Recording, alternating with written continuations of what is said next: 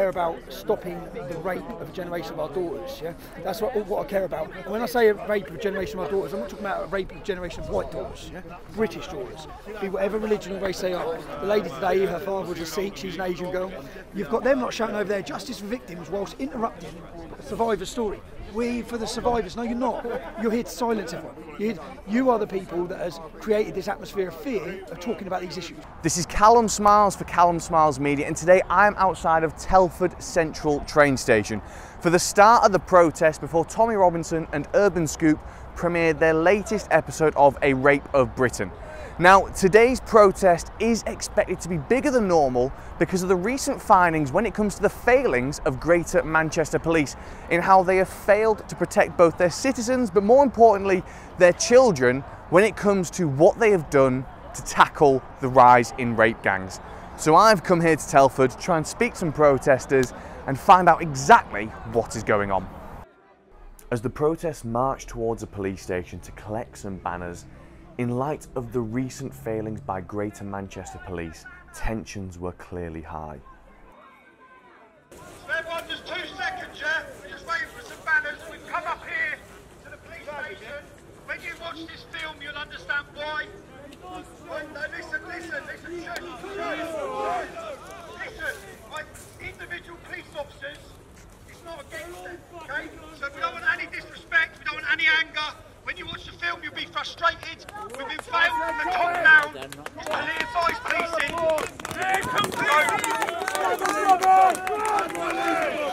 We're literally just waiting for some banners. We want a photo with all the crowd holding up these banners, talking about how the police have literally facilitated, accommodated and allowed torture, rape and murder of our daughters. After displaying their banners outside of the police station, the protesters were peacefully escorted to where the 5th episode of The Rape of Britain was being premiered. Having spoken to the attendees of this march, those who had been to the Rape of Britain premieres before told me this is a much larger turnout than they had ever seen. But why are these protests happening?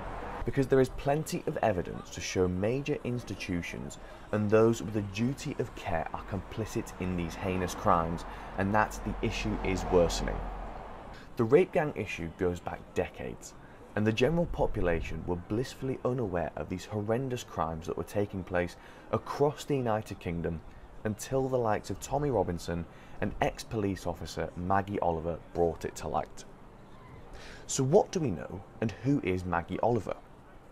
Former Detective Constable Maggie Oliver resigned from the Greater Manchester Police, claiming that the force had failed the victims of the Rochdale sex grooming scandal. She had been central to the investigation and persuaded vulnerable and reluctant girls to give evidence against the paedophiles who had sexually abused them for years. But one of the victims she convinced to speak ended up being portrayed as a member of the grooming gang in the subsequent trial. Maggie felt betrayed and ashamed, so she resigned. She became a vocal critic of how police had handled the case. She resigned in disgust at the treatment of one of the girls who was originally portrayed as a madam who had introduced the men to a string of vulnerable girls for a finder's fee of £10. On January the 14th, 2020, a report into child sexual exploitation in Manchester found that dozens of children suspected of being groomed and abused by gangs of Asian men operating in plain sight were failed by police and local authorities. The 145-page report centres on Operation Augusta, the investigation set up in 2004, which was prompted by the death of Victoria Agoglia, a 15-year-old girl under the care of Manchester City Council, who reported being raped and injected with heroin by a 50-year-old Asian man. She died of a drugs overdose 2 months later on September the 29th, 2003. The police operation identified at least 57 victims and 97 potential suspects, some involved with Victoria, and a compelling picture of the systemic exploitation of looked after children in the care system was established by detectives. But senior officers at Greater Manchester Police chose to under-resource the investigation as detailed in the report.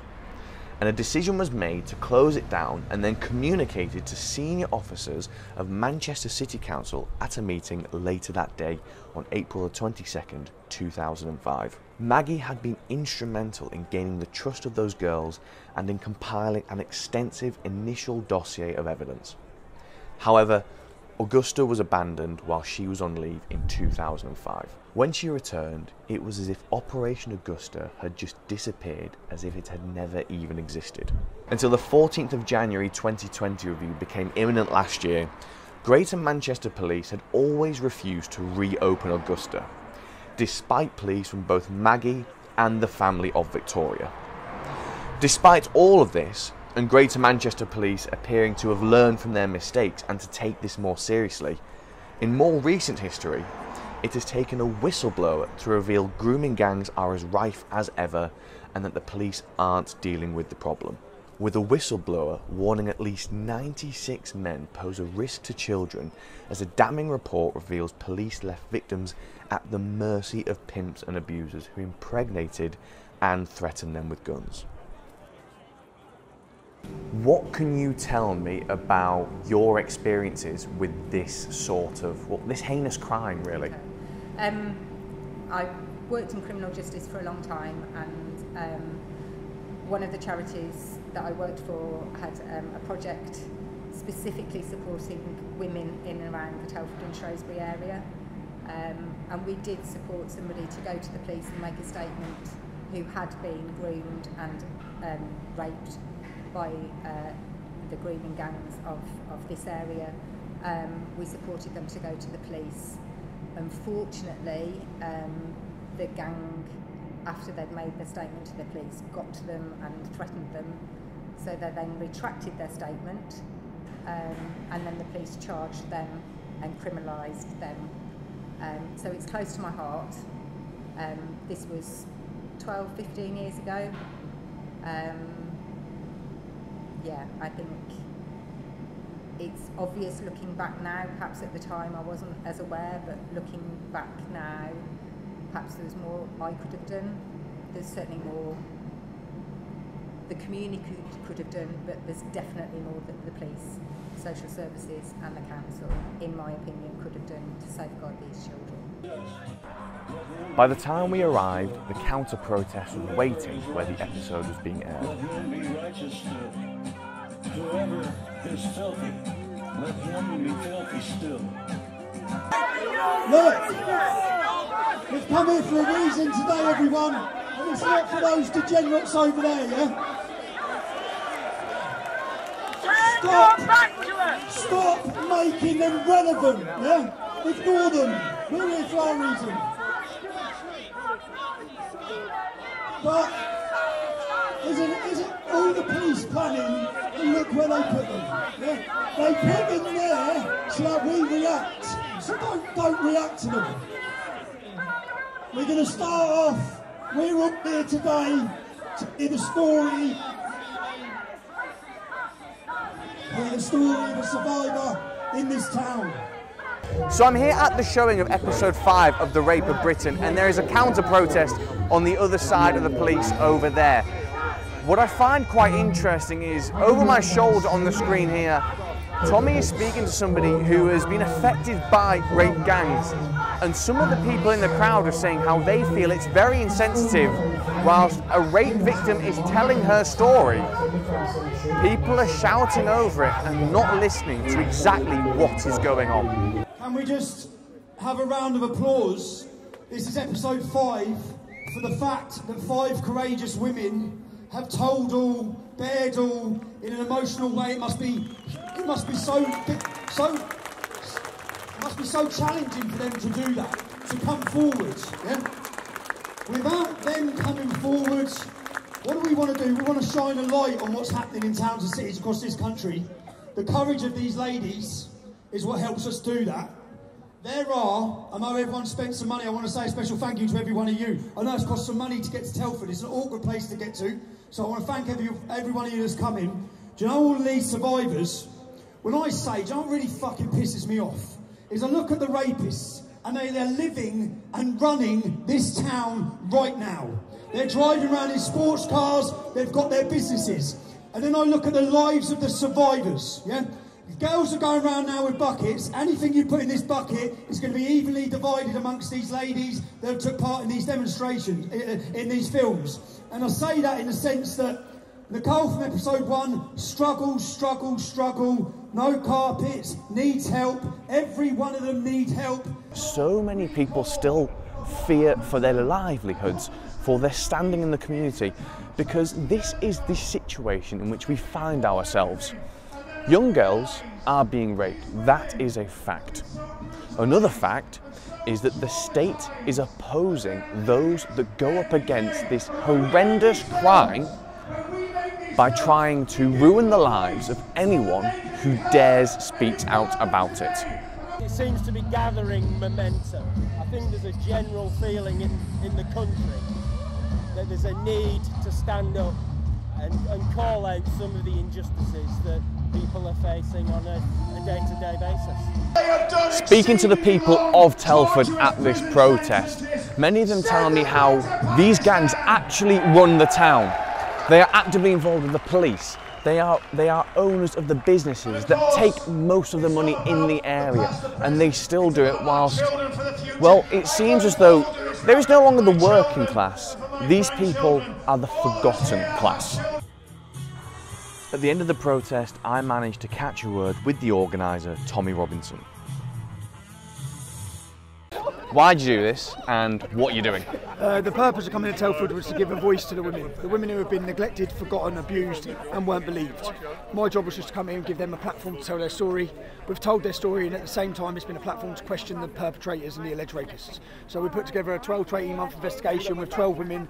When the men, if you see any men on these films, they're named by 3 women. Yeah? So when they're named by 3 women with allegations of rape, trafficking, abuse, we go and question them. Yeah? The purpose of coming here today was to show the absolute police failures and what they've done in this, for this witness. She come forward as a witness and they've destroyed her life. Interestingly, so I was watching the counter-protest and you guys, and one of the things they always talk about is you're a racist. Yeah, actually, I was looking around it and somebody mentioned, they couldn't have put it better myself, they said it's a really broad church now, this movement. Yep.